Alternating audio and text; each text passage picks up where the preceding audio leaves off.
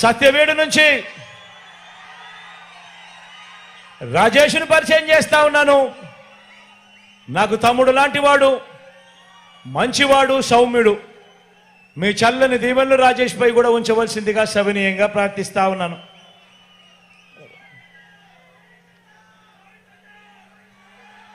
కాళహస్తి నుంచి మధును పరిచయం చేస్తా ఉన్నాను. చూడడానికి కాస్త మొరటుగా ఉంటాడు కానీ మనిషి మాత్రం మంచోడు, మనసు మాత్రం వెన్నే.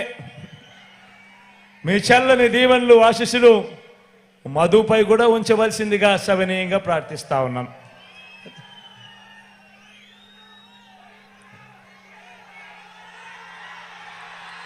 వెంకటగిరి నుంచి రామును పరిచయం చేస్తా ఉన్నాను. నాకు స్నేహితుడు అని కూడా చెప్పాలి. మంచివాడు, సౌమ్యుడు. మీ చల్లని దీవెనలు రాంపై కూడా ఉంచవలసిందిగా సవినీయంగా ప్రార్థిస్తా ఉన్నాను.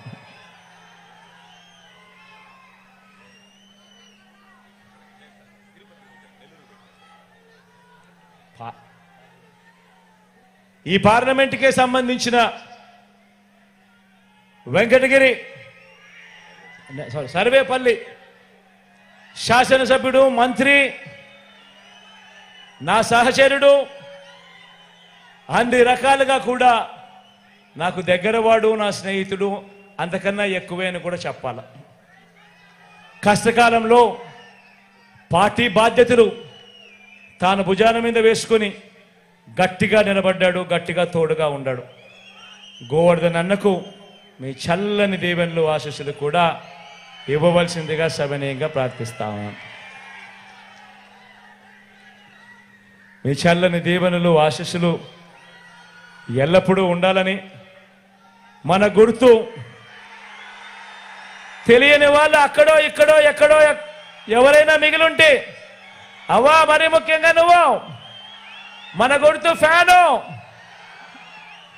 మన గుర్తు ఫ్యాను.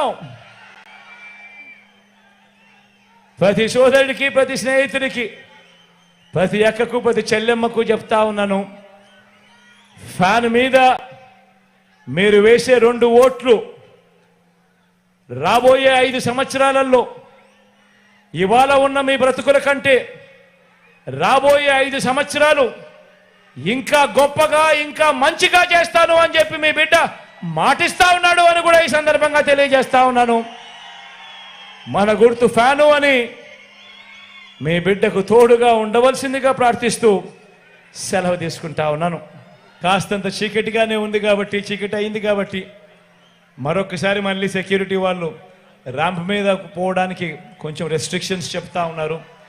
కాబట్టి ఏ ఒక్కరు కూడా దయ ఉంచి మరోలా అనుకోవద్దని సవినయంగా మీ బిడ్డ ప్రార్థిస్తా ఉన్నాడు.